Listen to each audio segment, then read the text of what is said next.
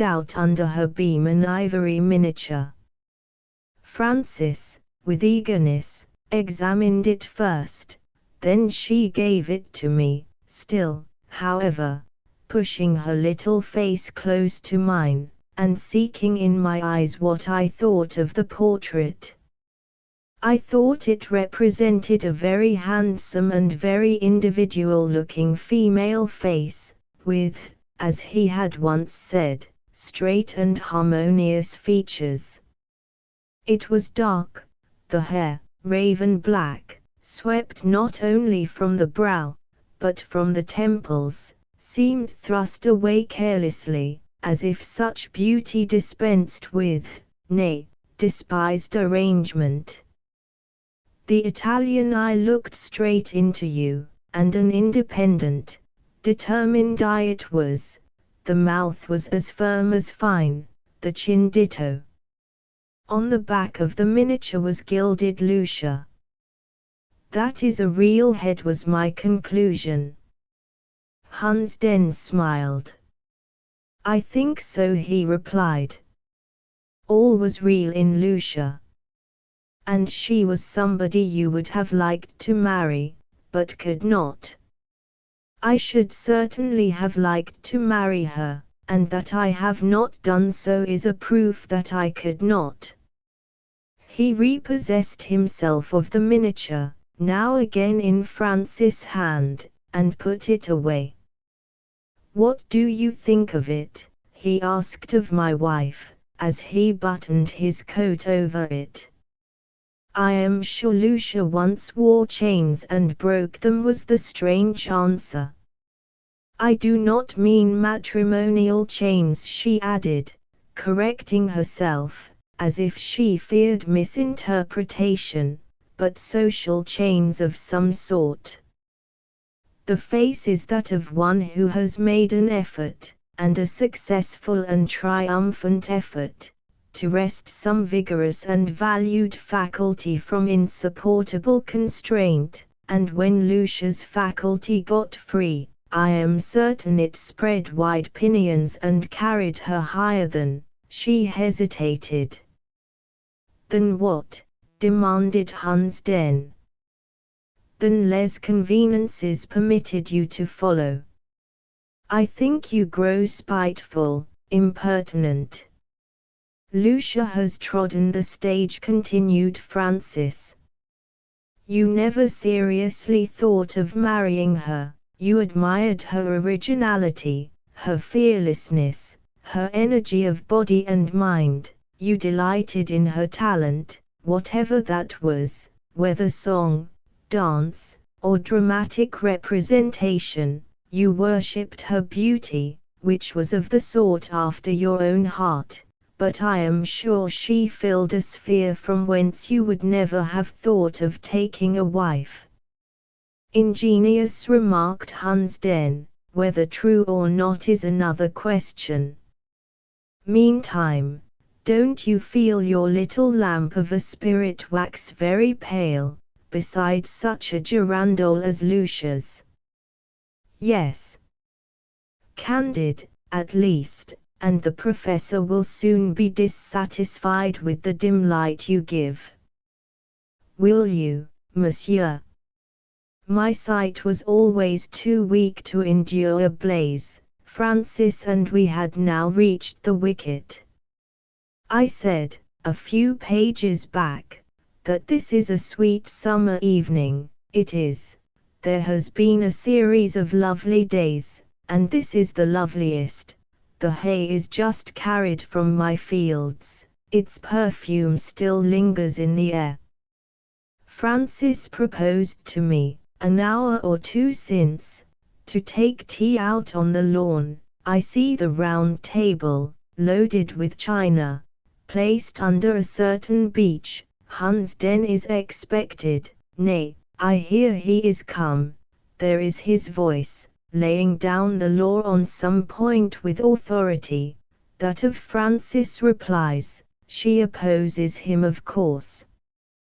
They are disputing about Victor, of whom Hunsden affirms that his mother is making a milksop. Mrs. Crimsworth retaliates. Better 1,000 times he should be a milksop than what he, Hunsden, calls a fine lad, and moreover she says that if Hunsden were to become a fixture in the neighborhood, and were not a mere comet, coming and going, no one knows how, when, where, or why, she should be quite uneasy till she had got Victor away to a school at least 100 miles off, for that with his mutinous maxims and unpractical dogmas, he would ruin a score of children.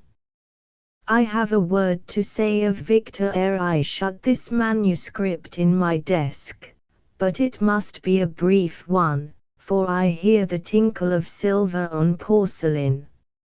Victor is as little of a pretty child as I am of a handsome man, or his mother of a fine woman. He is pale and spare, with large eyes, as dark as those of Francis, and as deeply set as mine. His shape is symmetrical enough, but slight. His health is good. I never saw a child smile less than he does, nor one who knits such a formidable brow when sitting over a book that interests him, or while listening to tales of adventure, peril, or wonder, narrated by his mother, Hunsden, or myself. But though still, he is not unhappy, though serious, not morose, he has a susceptibility to pleasurable sensations almost too keen, for it amounts to enthusiasm. He learned to read in the old-fashioned way out of a spelling book at his mother's knee, and as he got on without driving by that method, she thought it unnecessary to buy him ivory letters, or to try any of the other inducements to learning now deemed indispensable. When he could read, he became a glutton of books, and is so still. His toys have been few, and he has never wanted more. For those he possesses, he seems to have contracted a partiality amounting to affection. This feeling, directed towards one or two living animals of the house, strengthens almost to a passion. Mr. Hunsden gave him a mastiff cub, which he called York, after the donor. It grew to a superb dog, whose fierceness, however, was much modified by the companionship and caresses of its young master. He would go nowhere, do nothing without York. York lay at his feet while he learned his lessons, played with him in the garden, walked with him in the lane and wood, sat near his chair at meals, was fed always by his own hand, was the first thing he sought in the morning, the last he left at night. York accompanied Mr. Hunsden one day to X, and was bitten in the street by a dog in a rabid state. As soon as Hunsden had brought him home, and had informed me of the circumstance, I went into the yard and shot him where he lay licking his wound. He was dead in an instant. He had not seen me level the gun. I stood behind him.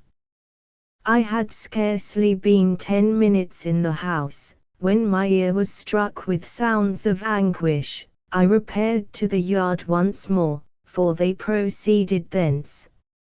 Victor was kneeling beside his dead mastiff, bent over it, embracing its bull-like neck, and lost in a passion of the wildest woe. He saw me. "Oh, Papa, I'll never forgive you. I'll never forgive you," was his exclamation. "You shot York, I saw it from the window. I never believed you could be so cruel. I can love you no more." I had much ado to explain to him, with a steady voice, the stern necessity of the deed. He still, with that inconsolable and bitter accent which I cannot render, but which pierced my heart, repeated, he might have been cured. You should have tried. You should have burnt the wound with a hot iron, or covered it with caustic. You gave no time, and now it is too late. He is dead."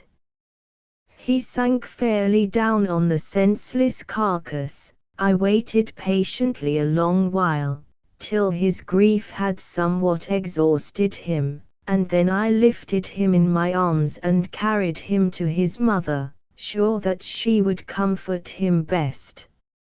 She had witnessed the whole scene from a window. She would not come out for fear of increasing my difficulties by her emotion, but she was ready now to receive him. She took him to her kind heart, and onto her gentle lap, consoled him but with her lips, her eyes, her soft embrace, for some time, and then, when his sobs diminished, told him that York had felt no pain in dying, and that if he had been left to expire naturally, his end would have been most horrible. Above all, she told him that I was not cruel, for that idea seemed to give exquisite pain to poor Victor, that it was my affection for York and him which had made me act so, and that I was now almost heartbroken to see him weep thus bitterly. Victor would have been no true son of his father, had these considerations, these reasons, breathed in so low, so sweet a tone, married to caresses so benign, so tender, to looks so inspired with pitying sympathy, produced no effect on him. They did produce an effect. He grew calmer, rested his face on her shoulder, and lay still in her arms. Looking up, shortly, he asked his mother to tell him over again what she had said about York having suffered no pain, and my not being cruel. The balmy words being repeated, he again pillowed his cheek on her breast, and was again tranquil. Some hours after, he came to me in my library, asked if I forgave him, and desired to be reconciled. I drew the lad to my side, and there I kept him a good while, and had much talk with him, in the course of which he disclosed many points of feeling and thought I approved of in my son. I found, it is true, few elements of the good fellow or the fine fellow in him, scant sparkles of the spirit which loves to flash over the wine cup, or which kindles the passions to a destroying fire, but I saw in the soil of his heart healthy and swelling germs of compassion, affection, fidelity. I discovered in the garden of his intellect a rich growth of wholesome principles, reason, justice, moral courage, promised, if not blighted, a fertile bearing. So I bestowed on his large forehead, and on his cheek, still pale with tears, a proud and contented kiss, and sent him away comforted. Yet I saw him the next day laid on the mound under which York had been buried, his face covered with his hands. He was melancholy for some weeks, and more than a year elapsed before he would listen to any proposal of having another dog. Victor learns fast. He must soon go to Eton, where, I suspect, his first year or two will be utter wretchedness. To leave me, his mother, and his home, will give his heart an agonized wrench. Then, the fagging will not suit him, but emulation, thirst after knowledge, the glory of success, will stir and reward him in time. Meantime, I feel in myself a strong repugnance to fix the hour which will uproot my sole olive branch, and transplant it far from me, and, when I speak to Francis on the subject, I am heard with a kind of patient pain, as though I alluded to some fearful operation, at which her nature shudders, but from which her fortitude will not permit her to recoil. The step must, however, be taken, and it shall be, for, though Frances will not make a milksop of her son, she will accustom him to a style of treatment, a forbearance, a congenial tenderness, he will meet with from none else.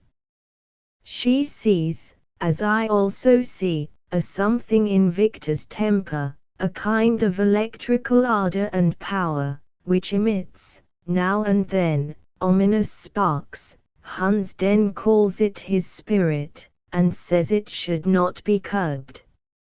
I call it the leaven of the offending Adam, and consider that it should be, if not whipped out of him, at least soundly disciplined, and that he will be cheap of any amount of either bodily or mental suffering which will ground him radically in the art of self-control. Frances gives this something in her son's marked character no name, but when it appears in the grinding of his teeth, in the glittering of his eye, in the fierce revolt of feeling against disappointment, mischance, sudden sorrow, or supposed injustice, she folds him to her breast, or takes him to walk with her alone in the wood.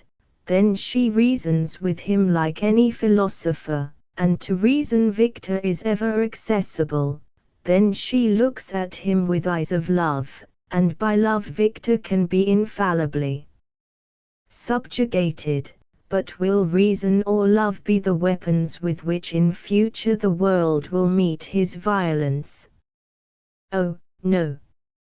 For that flash in his black eye, for that cloud on his bony brow, for that compression of his statuesque lips, the lad will some day get blows instead of blandishments, kicks instead of kisses. Then for the fit of mute fury which will sicken his body and madden his soul, then for the ordeal of merited and salutary suffering, out of which he will come, I trust, a wiser and a better man. I see him now. He stands by Hunsden, who is seated on the lawn under the beech. Hunsden's hand rests on the boy's collar, and he is instilling God knows what principles into his ear. Victor looks well just now, for he listens with a sort of smiling interest. He never looks so like his mother as when he smiles. Pity the sunshine breaks out so rarely. Victor has a preference for Hunsden, full as strong as I deem desirable, being considerably more potent, decided, and indiscriminating, than any I ever entertained for that personage myself. Frances, too, regards it with a sort of unexpressed anxiety, while her son leans on Hunsden's knee, or rests against his shoulder. She roves with restless movement round, like a dove guarding its young from a hovering hawk. She says she wishes Hunsden had children of his own, for then he would better know the danger of inciting their pride and indulging their foibles.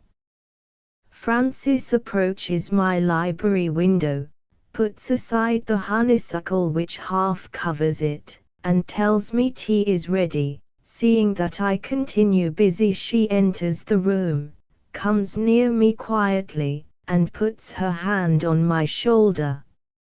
Monsieur est trop appliqué. I shall soon have done.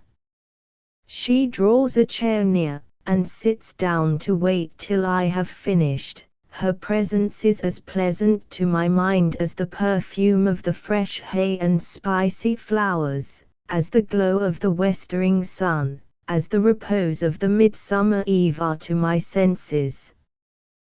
But Hunsden comes, I hear his step, and there he is, bending through the lattice, from which he has thrust away the woodbine with unsparing hand, disturbing 2 bees and a butterfly. Crimsworth. I say, Crimsworth. Take that pen out of his hand, mistress, and make him lift up his head. Well, Hunsden. I hear you. I was at X yesterday. Your brother Ned is getting richer than Croesus by railway speculations. They call him in the Peace Hall a stag of 10, and I have heard from Brown M. and Madame Vanden Houten and Jean-Baptiste talk of coming to see you next month. He mentions the Pelots too. He says their domestic harmony is not the finest in the world, but in business they are doing on any pumio, which circumstance he concludes will be a sufficient consolation to both for any little crosses in the affections. Why don't you invite the Pelots to Shire, Crimsworth? I should so like to see your first flame, Zoraide. Mistress, don't be jealous, but he loved that lady to distraction, I know it for a fact. Brown says she weighs 12 stones now. You see what you've lost, Mr. Professor. Now, Monsieur and Madame, if you don't come to tea, Victor and I will begin without you. Papa, come.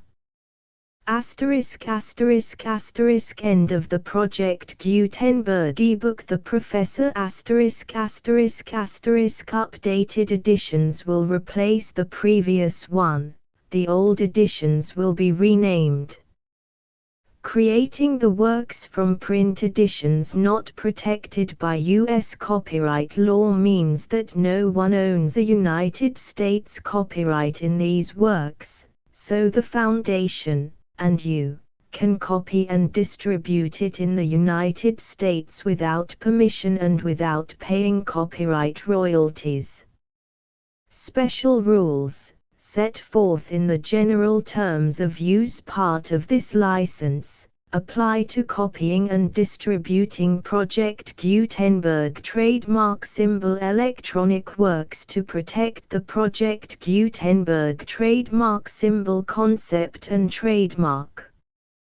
Project Gutenberg is a registered trademark, and may not be used if you charge for an ebook, except by following the terms of the trademark license, including paying royalties for use of the Project Gutenberg trademark. If you do not charge anything for copies of this ebook, complying with the trademark license is very easy. You may use this ebook for nearly any purpose, such as creation of derivative works, reports, performances and research. Project Gutenberg ebooks may be modified and printed and given away. You may do practically anything in the United States with ebooks not protected by U.S. copyright law. Redistribution is subject to the trademark license, especially commercial redistribution.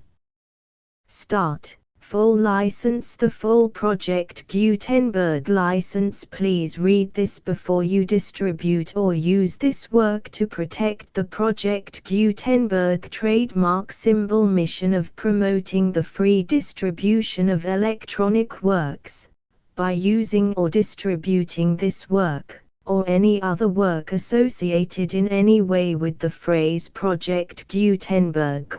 You agree to comply with all the terms of the full Project Gutenberg trademark symbol license available with this file or online at www.gutenberg.org/license. Section 1. General Terms of Use and Redistributing Project Gutenberg Trademark Symbol Electronic Works 1.0.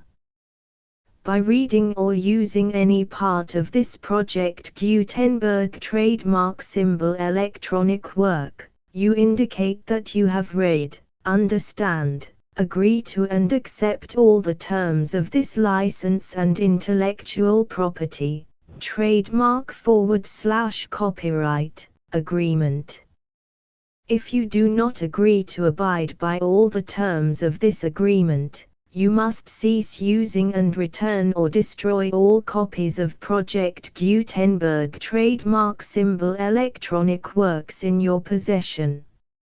If you paid a fee for obtaining a copy of or access to a Project Gutenberg trademark symbol electronic work and you do not agree to be bound by the terms of this agreement, you may obtain a refund from the person or entity to whom you paid the fee as set forth in paragraph 1.e.8.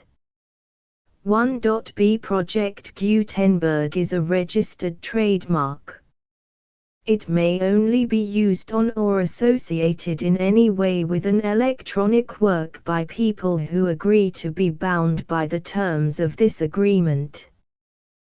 There are a few things that you can do with most Project Gutenberg trademark symbol electronic works even without complying with the full terms of this agreement. See paragraph 1.c below. There are a lot of things you can do with Project Gutenberg trademark symbol electronic works if you follow the terms of this agreement and help preserve free future access to Project Gutenberg trademark symbol electronic works. See paragraph 1.e below. 1.c. The Project Gutenberg Literary Archive Foundation, the Foundation or PGLAF, owns a compilation copyright in the collection of Project Gutenberg trademark symbol electronic works. Nearly all the individual works in the collection are in the public domain in the United States.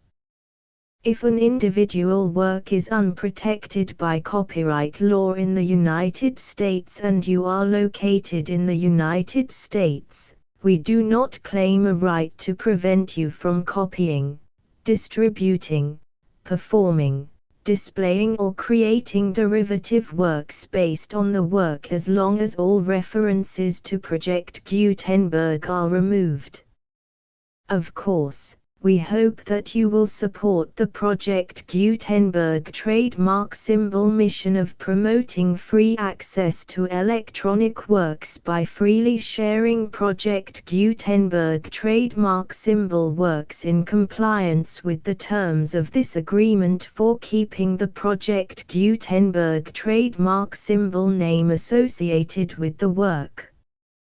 You can easily comply with the terms of this agreement by keeping this work in the same format with its attached full Project Gutenberg trademark symbol license when you share it without charge with others.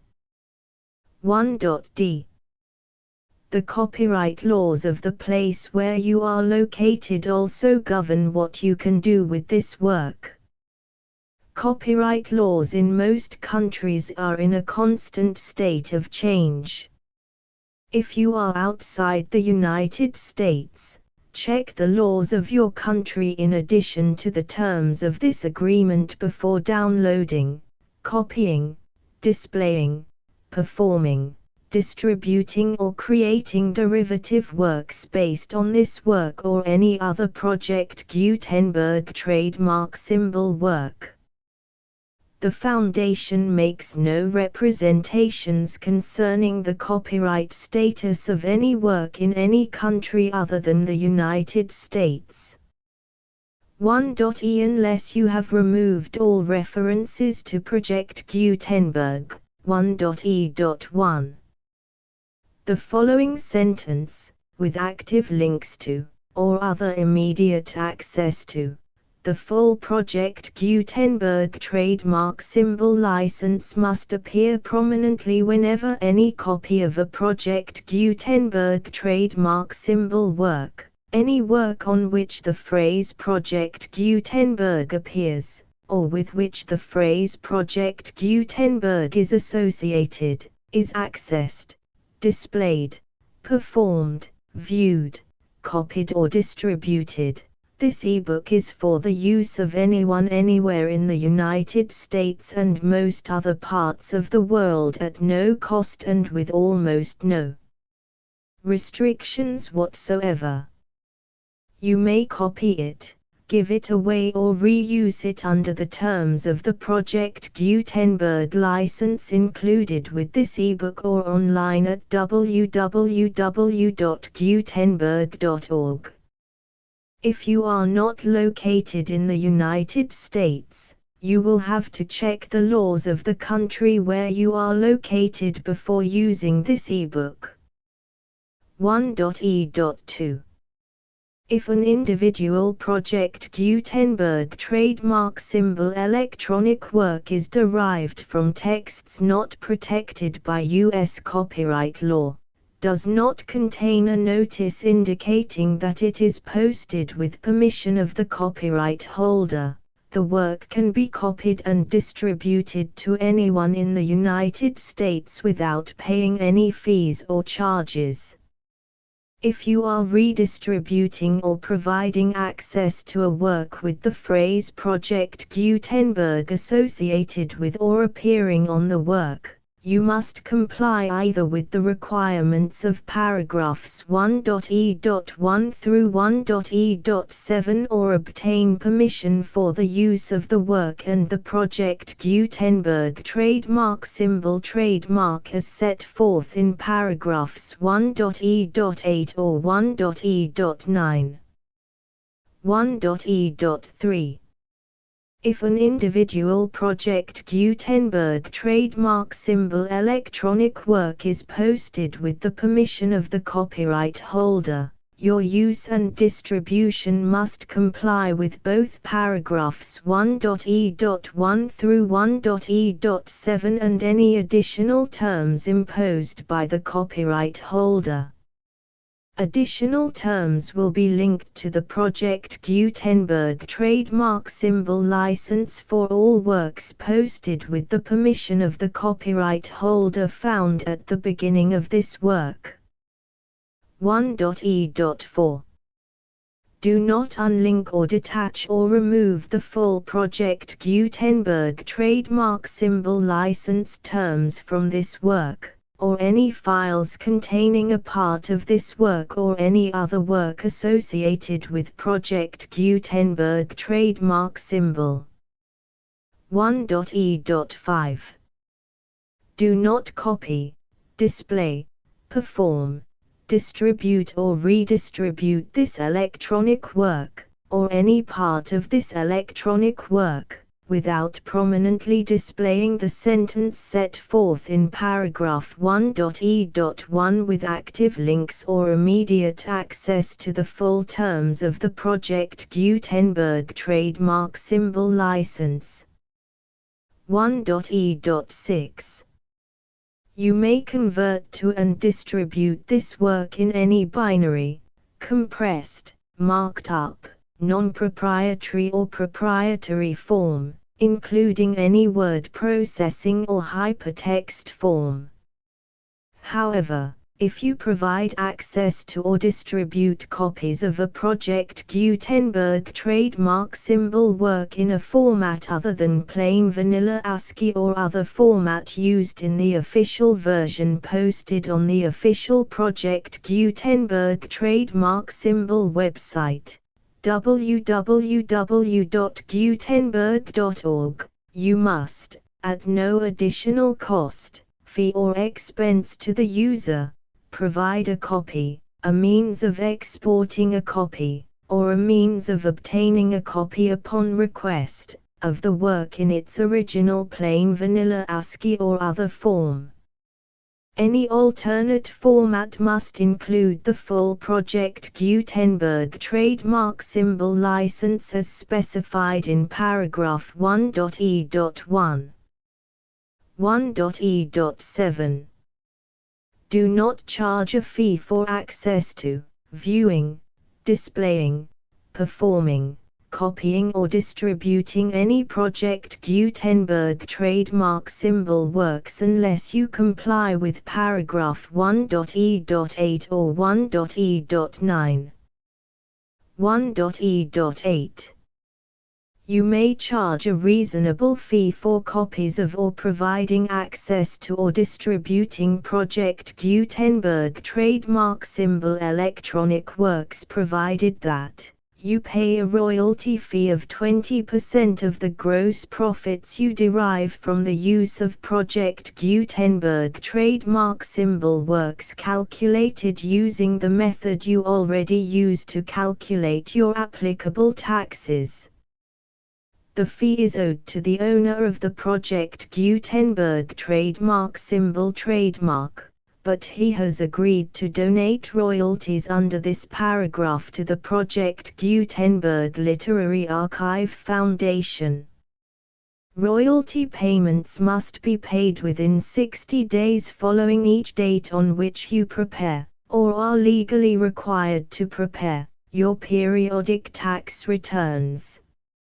Royalty payments should be clearly marked as such and sent to the Project Gutenberg Literary Archive Foundation at the address specified in Section 4. Information about donations to the Project Gutenberg Literary Archive Foundation. You provide a full refund of any money paid by a user who notifies you in writing, or by email, within 30 days of receipt that he does not agree to the terms of the full Project Gutenberg trademark symbol license. You must require such a user to return or destroy all copies of the works possessed in a physical medium and discontinue all use of and all access to other copies of Project Gutenberg trademark symbol works. You provide, in accordance with paragraph 1.f.3, a full refund of any money paid for a work or a replacement copy, if a defect in the electronic work is discovered and reported to you within 90 days of receipt of the work. You comply with all other terms of this agreement for free distribution of Project Gutenberg trademark symbol works. 1.e.9. If you wish to charge a fee or distribute a Project Gutenberg trademark symbol electronic work or group of works on different terms than are set forth in this agreement, you must obtain permission in writing from the Project Gutenberg Literary Archive Foundation, the manager of the Project Gutenberg trademark symbol trademark. Contact the Foundation as set forth in Section 3 below. 1.f1.f.1.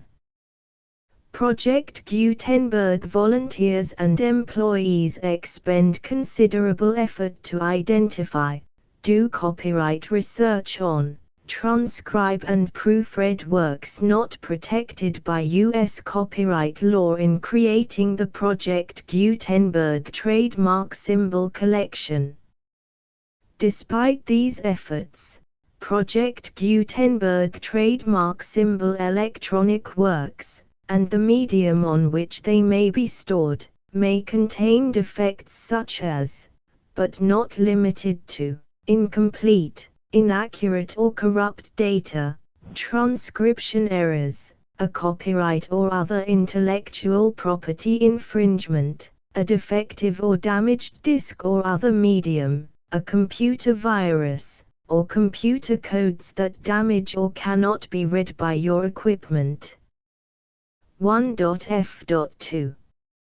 Limited warranty, disclaimer of damages, except for the right of replacement or refund described in paragraph 1.f.3, the Project Gutenberg Literary Archive Foundation, the owner of the Project Gutenberg trademark symbol trademark, and any other party distributing a Project Gutenberg trademark symbol electronic work under this agreement, disclaim all liability to you for damages, costs and expenses, including legal fees.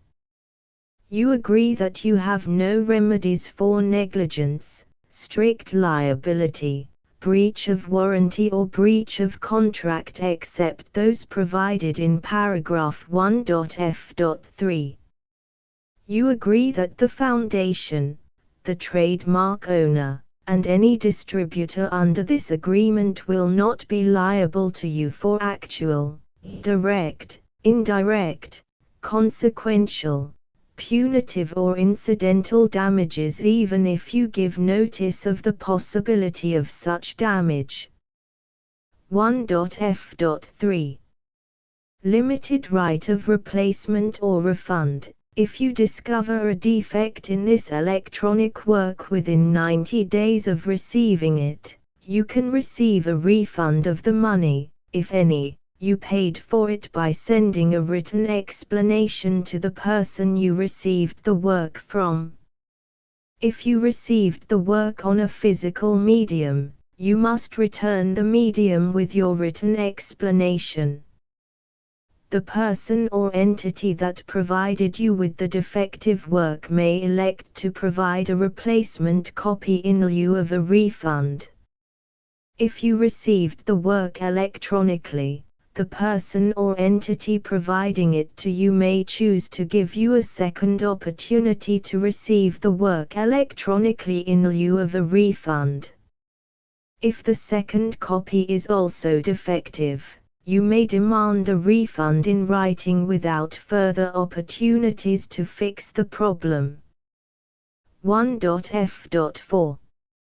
Except for the limited right of replacement or refund set forth in paragraph 1.f.3, this work is provided to you as is, with no other warranties of any kind, express or implied, including but not limited to warranties of merchantability or fitness for any purpose. 1.f.5.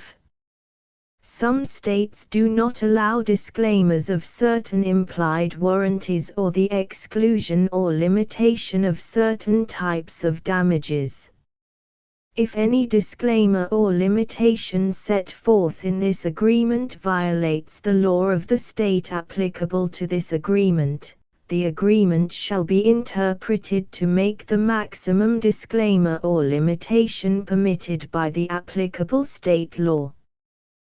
The invalidity or unenforceability of any provision of this agreement shall not void the remaining provisions. 1.f.6.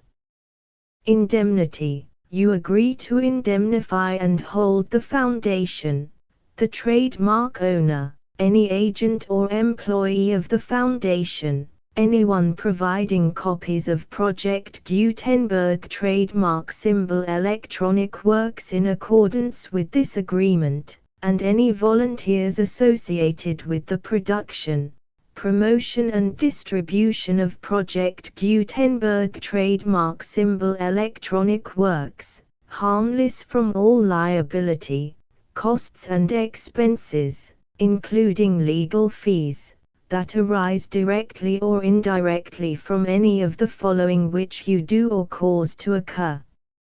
A. Distribution of this or any Project Gutenberg trademark symbol work. B. Alteration, modification, or additions or deletions to any Project Gutenberg trademark symbol work, and C. Any defect you cause. Section 2. Information about the mission of Project Gutenberg trademark symbol. Project Gutenberg trademark symbol is synonymous with the free distribution of electronic works in formats readable by the widest variety of computers, including obsolete, old, middle-aged and new computers.